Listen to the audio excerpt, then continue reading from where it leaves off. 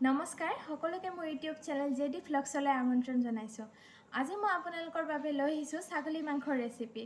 সঁচাকৈ এই ৰেচিপিটো বহুত ধুনীয়া হৈছে। চ' আপোনালোকে ভিডিঅ'টো স্কিপ নকৰাকৈ শেষলৈকে চাওক আৰু যিবিলাকে নতুনকৈ ৰন্ধা বঢ়া শিকি আছে তেওঁলোকৰ বাবে বহুতেই সহজ হৈ পৰিব। অতি সহজতে ছাগলী মাংস বনাব পাৰিব আৰু ঘৰৰ মানুহক ছাৰপ্ৰাইজ দি খুৱাব পাৰিব। চ' ভিডিঅ'টো শেষলৈকে চাওক। তেতিয়াহ'লে ব'লক চাওঁ ছাগলী মাংস কেনেকৈ ৰান্ধিলোঁ। ছাগলী মাংস বনাবলৈ হ'লে আমাক লাগিব জিৰা 1 চামুচ, জালুক লাগিব আধা চামুচ, জলকীয়া মই লৈছোঁ 5-6টামান, তাৰপিছত তেজপাত লৈছোঁ মই 2 খিলা, তাৰপিছত মই লৈছোঁ পাঁচফোৰণ, তাৰপিছত ইয়াতে মিডিয়াম চাইজৰ 3টা পিঁয়াজ লৈছোঁ, নহৰু লৈছোঁ 2টা, এইখিনি আদা লৈছোঁ আৰু এই আলু 3টা কাটি লৈছোঁ সৰু সৰুকৈ।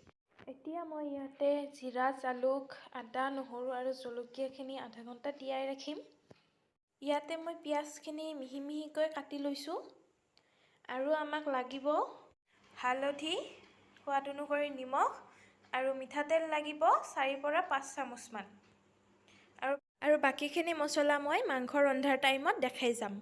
এতিয়া মই ইয়াতে সোৱাদ অনুসৰি নিমখ,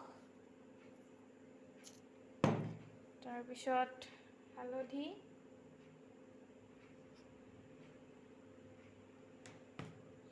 আৰু ইয়াতে অলপ দিম মিঠাতেল।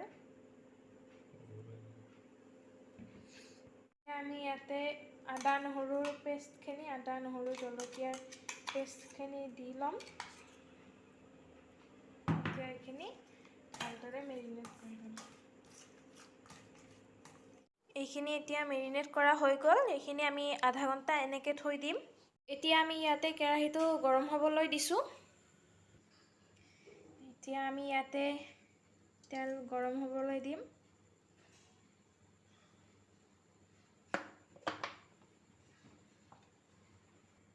এতিয়া আমি গৰম তেলত এই পাঁচফোৰণকেইটা দি দিছোঁ। দেখিছেনে পাঁচফোৰণকেইটা ফুটি উঠিছে। এতিয়া ইয়াতে দিম আমি তেজপাত দি দিলোঁ আৰু এতিয়া ইয়াতে দিম পিঁয়াজ।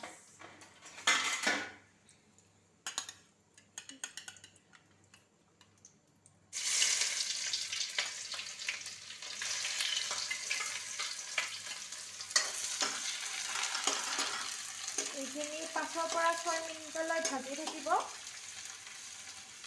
পিঁয়াজখিনি গোটেই একেবাৰে হেৰি হ'ব নালাগে, অলপ ৰঙচুৱা হোৱালৈকে ভাজি থাকিব।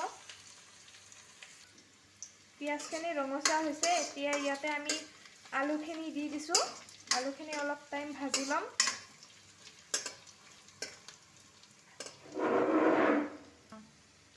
এতিয়া আমি ইয়াতে মেৰিনেট কৰা মাংসখিনি দি দিম।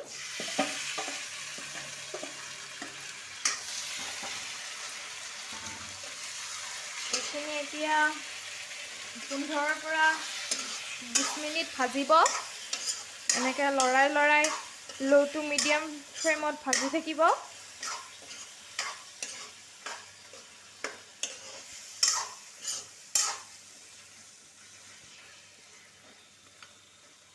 এতিয়া 5 মিনিট ভজাৰ পিছত আমি ইয়াতে মিট মছলা দি দিছোঁ।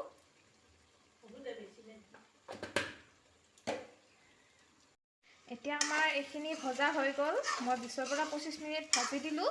এতিয়া আমি এইখিনি প্ৰেছাৰ কুকাৰ এটাত দিম।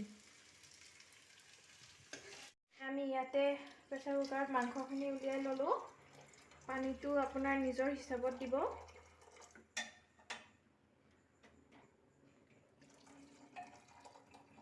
চাব প্ৰেছাৰ কুকাৰত বেছি পানী নিদিব, পানীটো ওলাই যাব পাৰে।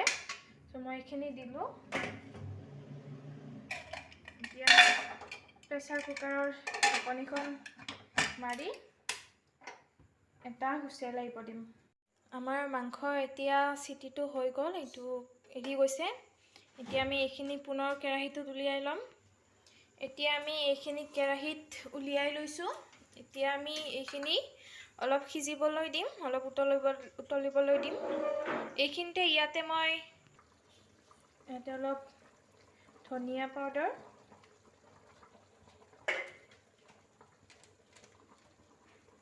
অলপ গৰম মছলা পেকেটটো গৰম মছলা পাউডাৰটো দি দিছোঁ পেকেটৰ। এটা কথা মনত ৰাখিব, মই ক'বলৈ পাহৰিছিলোঁ যে কেতিয়াবা এনেকুৱা হয় যে মাংস এটা হুইচেলত সিজি নাযায়। চ' আপুনি চেক কৰি চাব, চেক কৰি চাই কিনে হুইচেলটো দি দিব আৰু যদি লগা হয়। এতিয়া মই এইখিনি উতল আহিবলৈ দিম। এতিয়া মাংসখিনি মই 10 মিনিটমান উতল আহিবলৈ দিলোঁ। এতিয়া মোৰ মাংসখিনি হৈয়ে গৈছে। এতিয়া মই ঘৰতে বনোৱা